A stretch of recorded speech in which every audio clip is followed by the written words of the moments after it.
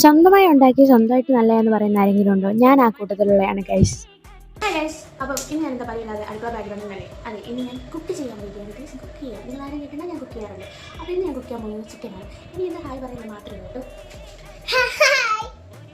അപ്പോൾ അതെ, നമ്മളിന്ന് ചിക്കനാണ് ഉണ്ടാക്കാൻ പോകുന്നത്. അപ്പോൾ ഞാൻ ചിക്കൻ എല്ലാം കഴുകി എടുത്ത് വെച്ചിട്ടുണ്ടായിരുന്നു. അതിലോട്ട് ഞാനാണെങ്കിൽ മഞ്ഞൾപ്പൊടി, മല്ലിപ്പൊടി, മുളക് പൊടി, പിന്നാണെങ്കിൽ കുരുമുളക് പൊടി, ഗരം മസാല, ഉപ്പ് ഇതെല്ലാം കൂടി ഇട്ടിട്ടാണെങ്കിൽ ഞാൻ ഇളക്കി മാറ്റി കുറച്ച് നേരം ഫ്രിഡ്ജിനകത്ത് എടുത്ത് വെക്കുന്നുണ്ട്. അപ്പം നല്ലതായിട്ട് മസാലയൊക്കെ പിടിക്കാനായിട്ടാണ് അങ്ങനെ എടുത്ത് വെക്കുന്നത്. ആ സമയം കൊണ്ട് വേണ്ട അമ്മച്ചി എനിക്ക് ഉള്ളിയൊക്കെ അരിഞ്ഞ് തന്നിട്ടുണ്ടായിരുന്നു. പിന്നെ അമ്മച്ചി എനിക്ക് തേങ്ങാക്കൊത്തും എടുത്ത് തരുവാണ്. അത് കഴിഞ്ഞിട്ട് ഞാൻ വെളുത്തുള്ളി പൊളിക്കുമായിരുന്നു. ആ സമയത്ത് കൊണ്ട് ആരൂട്ടം വന്നിട്ട് എൻ്റെ സ്റ്റാൻഡൊക്കെ തട്ടി മറിച്ചിടാൻ നോക്കുവാണ്. അങ്ങനെ ഞാൻ സ്റ്റൗവൊക്കെ കത്തിച്ച് പാനിൽ എണ്ണയൊക്കെ ഒഴിച്ച് ആദ്യം ഞാൻ ഇഞ്ചി വെളുത്തുള്ളി പേസ്റ്റാണ് ഇടുന്നത്. എല്ലാവരും അങ്ങനെയല്ല, ഞാൻ ആദ്യം ഇഞ്ചി വെളുത്തുള്ളി പേസ്റ്റാണ് ഇടുന്നത്. അത് കഴിഞ്ഞിട്ട് ഞാനാണെങ്കിൽ മുളകൊക്കെ ഇട്ട് അത് രണ്ടും കൂടെ ഞാൻ ജസ്റ്റ് ഒന്ന് ഇളക്കി കൊടുത്തു. പിന്നെ ഞാനാണെങ്കിൽ നമ്മുടെ തേങ്ങാക്കൊത്തൊക്കെ ഇട്ടു, അതും ഇളക്കി ഒന്ന് കൊടുത്തതിന് ശേഷം ഞാൻ ഉള്ളി ഇട്ടു.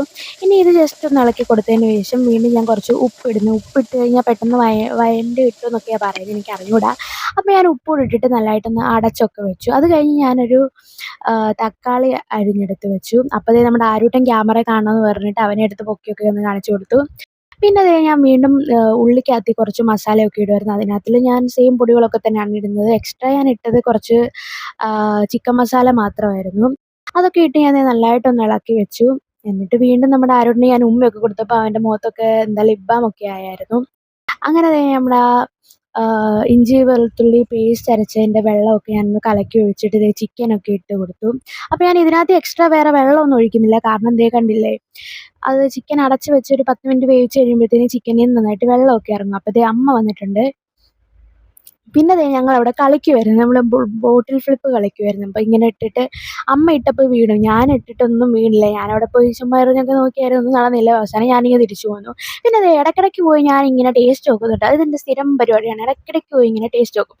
അങ്ങനെ ഇതിങ്ങനെ ഇളക്കി ഇളക്കി ഇനിയും പറ്റിച്ചെടുക്കുന്നു. ഇത് ഏകദേശം വെന്തു. അങ്ങനെ ഞാൻ ഇളക്കി ഇളക്കി ഇത് ഇനിയും പറ്റിച്ച് ഒരുമാതിരി റോസ്റ്റ് പരുവമാക്കി എടുത്തിട്ടുണ്ട്. ഇനിയിപ്പോൾ ഞാൻ കുറച്ച് കുരുമുളക് പൊടിയൊക്കെ ഇട്ട് ഇങ്ങനെ എടുക്കുവാണ്. അപ്പോൾ നമ്മുടെ കറി റെഡിയായി. ഞാനിനി ഇത് കഴിച്ച് നോക്കുവാണ് ഗൈസ്. അപ്പം ഞാൻ ചപ്പാത്തിയുടെ കൂടെയാണ് ഇത് കഴിക്കുന്നത്. എനിക്ക് നന്നായിട്ട് ഇഷ്ടപ്പെട്ടായിരുന്നു. ഞാൻ പിന്നെ എന്തുണ്ടാക്കിയാലും എനിക്കിഷ്ടമാണ്. അപ്പോൾ ഗൈസ്, ഇന്നത്തെ വീഡിയോ ഇത്രയേ ഉള്ളൂ. ഇഷ്ടപ്പെട്ടെങ്കിൽ എല്ലാവരും സപ്പോർട്ട് ചെയ്യുക. ബൈ.